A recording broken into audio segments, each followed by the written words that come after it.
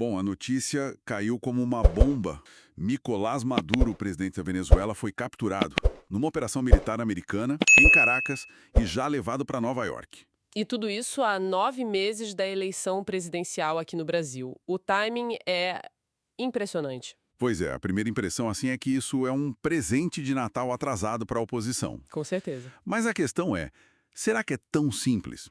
A nossa missão hoje é justamente mergulhar nas análises que chegaram para a gente para tentar entender se esse terremoto geopolítico, se ele realmente enterra as chances de reeleição do governo ou se, quem sabe, pode até criar uma oportunidade inesperada para o Lula. Exatamente. E a análise que a gente tem em mãos é um prato cheio. Ela disseca as reações imediatas, o nó estratégico em que o governo se meteu e os riscos reais para o Brasil. A ideia aqui é ir além do óbvio, sabe? Tentar extrair os pontos cruciais para entender o que de fato está em jogo. Porque um evento como esse mexe com tudo, da polarização política ao preço do dólar.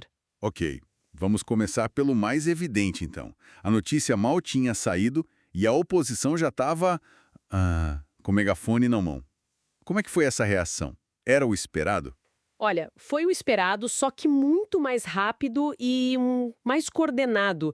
A direita, principalmente o grupo ligado à família Bolsonaro, sequestrou a narrativa imediatamente. Imediatamente? A estratégia é muito clara. Colar a imagem do Lula na do Maduro.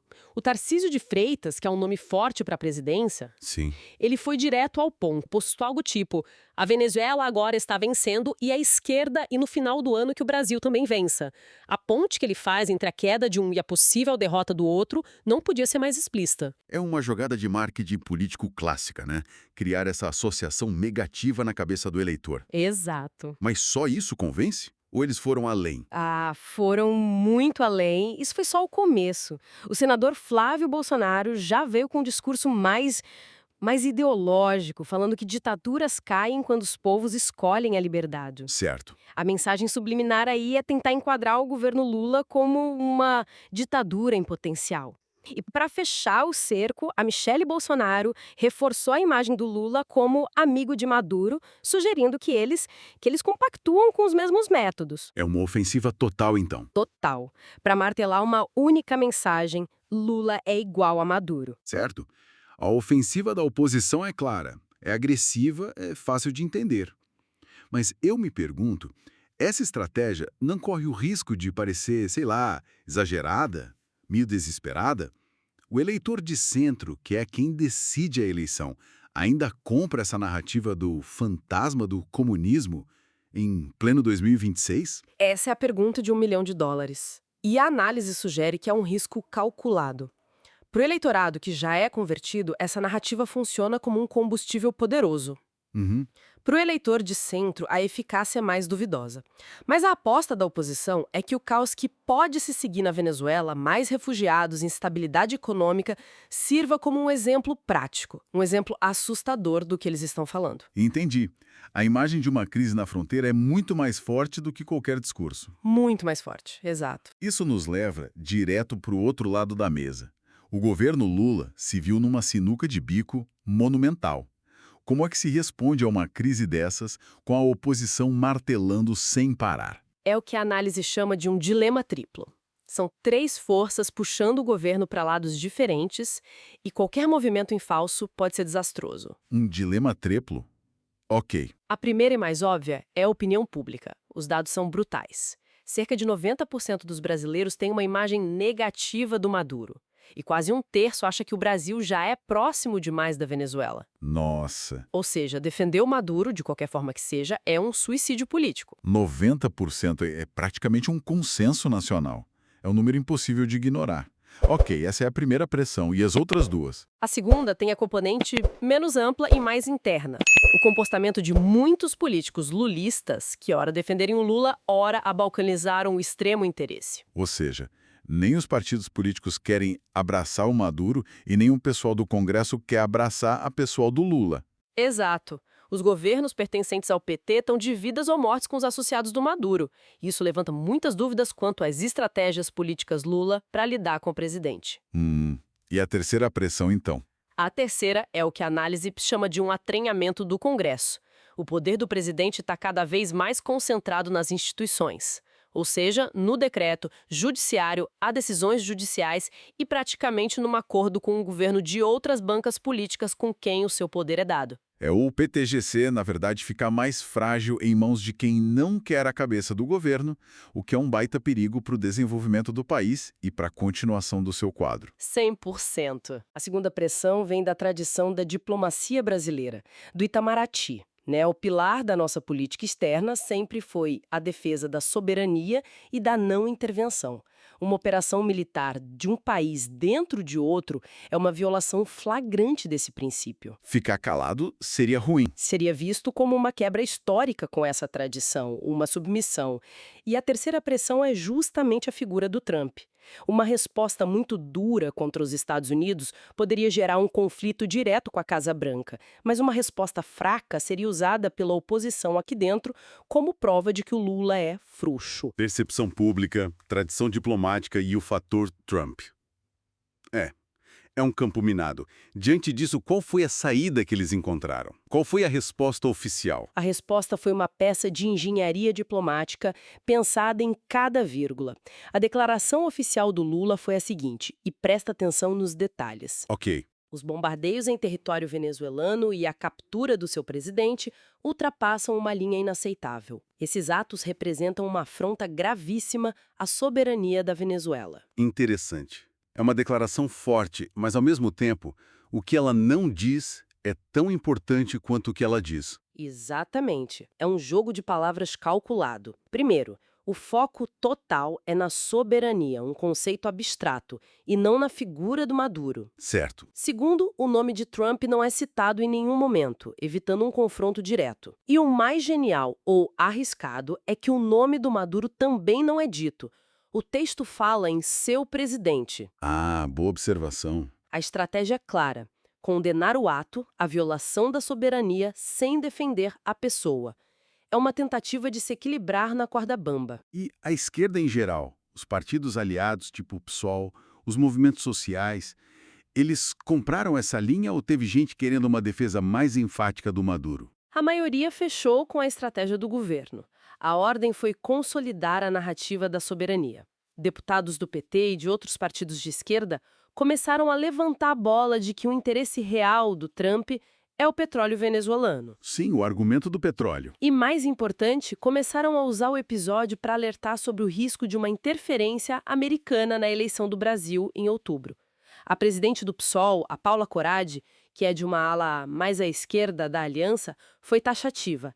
Devemos nos preparar para a interferência direta de Trump nas eleições do Brasil. A ideia é virar o jogo, então? Exato. O assunto não é a Venezuela, é a ameaça à soberania brasileira. Peraí. Essa estratégia me parece inteligente do ponto de vista político, mas ela parte de uma premissa, que o eleitor médio brasileiro está preocupado com a soberania da Venezuela ou com a geopolítica do petróleo. E aí eu te pergunto, ele tá? E aqui a análise traz um balde de água fria. O que é fascinante é o tamanho do abismo entre o debate da elite política e a preocupação do povo. Sério? Existe uma pesquisa de 2024 do Centro Brasileiro de Relações Internacionais, o CEBRI, que é um think tank importante da área, e ela é demolidora. A pesquisa mostrou que só 20% dos brasileiros acham que o país deveria ter um envolvimento diplomático maior com a Venezuela. Só 20%? Só. Para 80%, a crise venezuelana é um problema distante. Uau, esse dado muda tudo.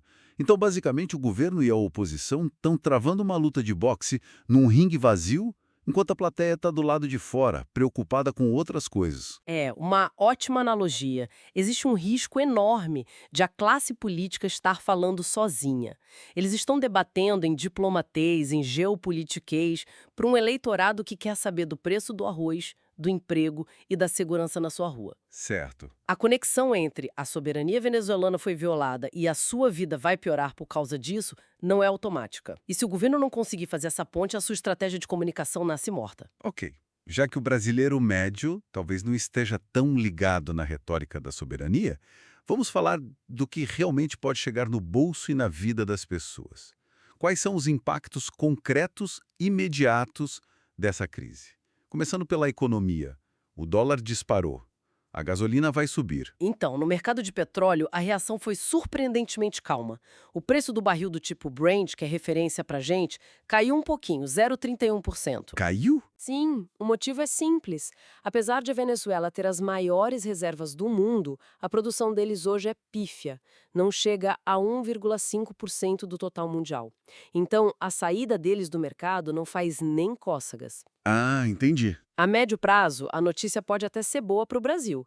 Se empresas americanas assumirem a produção e a aumentarem, o preço do petróleo pode cair, o que ajudaria a segurar a inflação aqui. Ou seja, o medo de uma disparada no preço da bomba por enquanto é infundado. Mas e o risco geral? A instabilidade da nossa vizinhança não espanta o investidor estrangeiro? Aí sim, o impacto é mais direto.